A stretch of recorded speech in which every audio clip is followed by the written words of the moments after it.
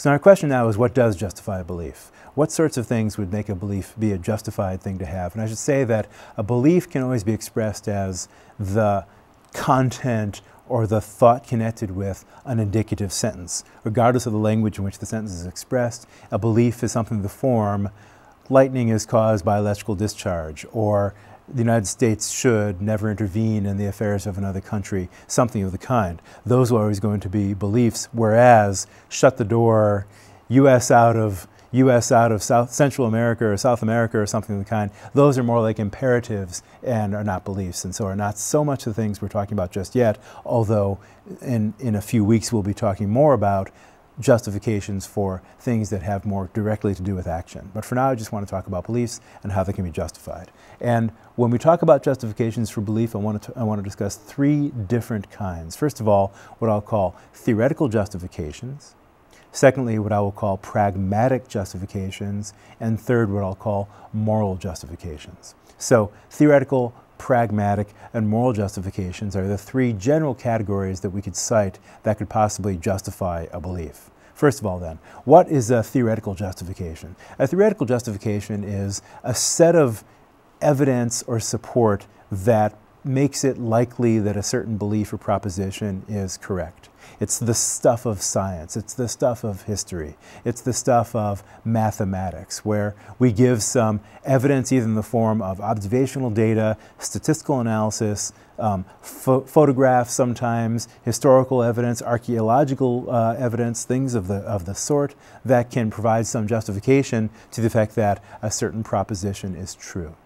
Okay? So the idea is going to be, we're going to be able to give evidence that will support general belief of a certain proposition, such as that smoking tends to cause cancer, such as that most people who don't wear helmets while riding motorcycles when they get in accidents end up doing very badly. Things of that sort are going to be theoretical justifications that will potentially justify a belief. Whereas by contrast, a pragmatic justification is one that is a little bit unusual, but you can imagine it going something like in the following way. A pragmatic justification is a justification that purports to show that having a belief is reasonable because it's in your best interest to hold the belief in question. So for example, if a certain person is in a dangerous situation while, for instance, climbing in the mountains, if they're believing that they're going to be able to make it to safety, actually increases their chances of, in fact, making it to safety, then that might very well be a pragmatic justification of the belief in question. There might not be a whole lot of evidence outside their belief itself that they're likely to be able to make it to safety, but if they're believing that they can, is going to increase their confidence, increase their sense of self-assurance, make them less likely to falter and stumble and get freaked out by the danger in question, then that would be a justification, because it does in fact increase their chances of making the belief true.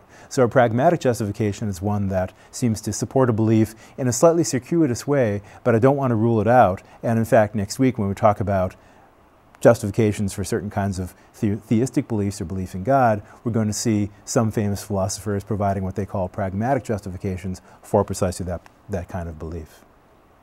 And then another perhaps unusual case, but also one that I want to leave on the table for now, is a moral justification for a belief. Sometimes we might feel that we're morally obligated to believe something. For example, suppose you've got a good friend who's been accused of a crime, and you want to stick by your friend. Friends, what they do is to stick up for one another as much as possible. You might feel that you're under a moral obligation to believe that that friend is innocent unless you've got very compelling evidence to the contrary. That moral justification might not be one that you would feel if you were just someone who knew the friend in question but were not friends with that person, just a bystander. That person might be more likely to conclude on the basis of the evidence available that that person is in fact guilty of the crime. But you, as a friend, might feel morally obligated to have a different view, or at least hold back on the idea of believing that they're guilty until you get more compelling evidence. So then I want to distinguish among, within the area of those justifications, as opposed to just causes or historical explanations, justifications for belief. I want us to distinguish between those that provide theoretical justification, pragmatic justification, and moral justification. And I should say that most of what you study in college when you're reading about biology or history, chemistry, archaeology, astronomy, etc., the vast majority of that is about theoretical justification. Scientists, historians, others trying to answer questions about how things are, generally speaking, when they try to answer those questions, they're going to be trying to provide theoretical justifications for the beliefs that they're trying to support. That's the very, very heart of the game of scientific, historical, social scientific exploration.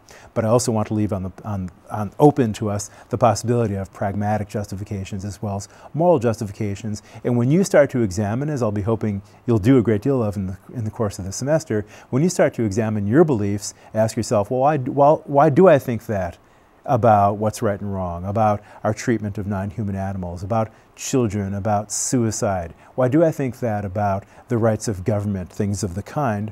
I'll be asking you to provide justifications for your beliefs, and then I'll also be asking you to think about whether or not those justifications are theoretical, practical, pragmatic rather, or moral, and whether or not those differences make a difference for what sort of justifications we're looking for.